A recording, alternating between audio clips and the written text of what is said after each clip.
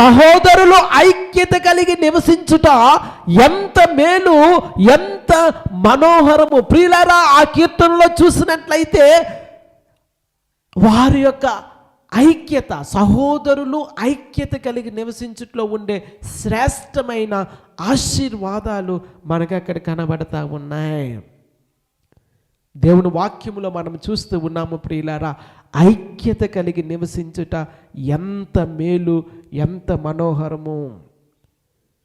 ఒక్కొక్కరికి ఒక్కొక్క అభిప్రాయం ఉండొచ్చు, ఒక్కొక్కరికి ఒక్కొక్క ఆలోచన ఉండొచ్చు, ఒక్కొక్కరు మనస్సు ఒక్కొక్కలాగా పనిచేస్తూ ఉండవచ్చు. కానీ ప్రియులారా, దేవుని విషయానికి వచ్చినప్పుడు, దేవుని సన్నిధిలోనికి వచ్చినప్పుడు ఐక్యత కలిగి ఒకరు హృదయం ఒకరితో కలిసే సంబంధము మనకి ఉండాలి. యోనాతాను యొక్క హృదయము దావీదు హృదయముతో